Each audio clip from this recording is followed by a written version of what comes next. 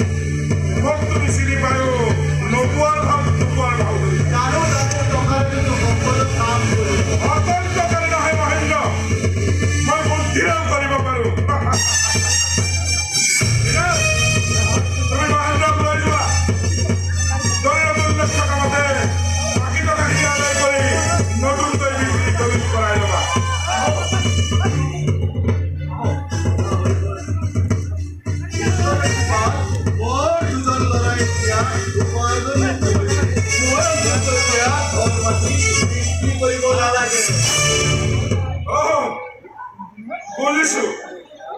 মৃণাল, তুমি অলপ ভিতৰলৈ যোৱা। শুনা হৰিহৰ, শুনা মহেন্দ্ৰ, মই এটা কথা ভাবিছো। কি কথা? তোমাৰ আৰু মোৰ মাজৰ সম্পৰ্ক চিৰদিনীয়া কৰাৰ কথা। তোমাৰ মনত এই পৰিৱৰ্তনৰ কাৰণ আছে মহেন্দ্ৰ। যদি মোৰ ছোৱালী সীমাক তোমাৰ দৰে অপূৰ্বৰ লগত বিয়া দি দিওঁ, তেতিয়াহ'লে সকলোবোৰ লেখাই শেষ হ'ব। মই তোমাক দলিলখনো ঘূৰাই দিম, আনকি এটা ঘৰ সজোৱাৰ ব্যৱস্থা কৰি দিম। বিয়া বাৰুৰ কথা এইবোৰৰ মাজত টানি নৰাই ভাল। মুঠতে কথা হ'ল, মই এদিন তোমাৰ পৰা টকা লৈছিলো, আজি মই তোমাক ঘূৰাই দিব লাগিছো। এতিয়া তুমি টকাখিনি ঘূৰাই লৈ তুমি মোক ঋণ মুক্তি কৰিব লাগিব। তোমাৰ কথাৰ অৰ্থ অতি সহজ। তোমাৰ ছোৱালী বিয়া কৰোৱা নহ'ব।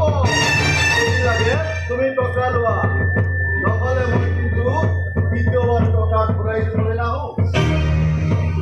বুজিছো, সহজতে নহ'ব। শুনা, তুমি এটা কথা ভালদৰে মনত ৰাখিবা। চেঙেলীক চাই এই মহেন্দ্ৰ মাষ্টৰে ভালদৰে জানে। মই চেঙেলী? অকল চেঙেলী নহয়, তুমি এজন প্ৰবঞ্চ। তুমি শোষণ কৰি মনৰ পাহাৰ মাৰি। কিন্তু শুনা, ময়ো এই বৰষুণে ৰজা। বৰ বেছি সময় নালাগে মহেন্দ্ৰ। কাউৰী তুমি কলা ৰংটোহে দেখা পাইছা। হাজাৰ হাজাৰ লাখ লাখ কাউৰী তোমাক আক্ৰমণ কৰি তোমাৰ মূৰৰ চুলি নাইকিয়া কৰি দিব, সেই কথা তোমাৰ জনা আছে? এখানে কথা আছে নহয়, বোলে উপকাৰী অজগৰে খায়। কেতিয়াও নাখায়। অজগৰৰ গাত আঘাত কৰিলে ই ফলা মেলি সংৰক্ষণ কৰিবলৈ বাধ্য। মহেন্দ্ৰ, তুমি কাৰ লগত চেলেঞ্জ কৰিছা জানা? জানো হৰিহৰ চৌধুৰী নামৰ এজন প্ৰবঞ্চক। মহেন্দ্ৰ, তুমি বহুদূৰ আগবাঢ়িছা। তুমি মোক আগবাঢ়ি যাব কাৰণে বাধ্য কৰিছা। মই নোৱাৰিম বাৰু। তুমি দিয়া 10,000 টকা সুদে বোলে 15,000 টকা। তুমি এতিয়া সেই টকাখিনি ঘূৰাই লৈ তুমি মোক ঋণ মুক্ত কৰিব লাগে। আৰু যদি তুমি টকা ঘূৰাই নোলোৱা, দ্বিতীয়বাৰ মই টকা ঘূৰাই দিবলৈ নাহো আৰু মোৰ সম্পত্তি বিক্ৰী নকৰোঁ।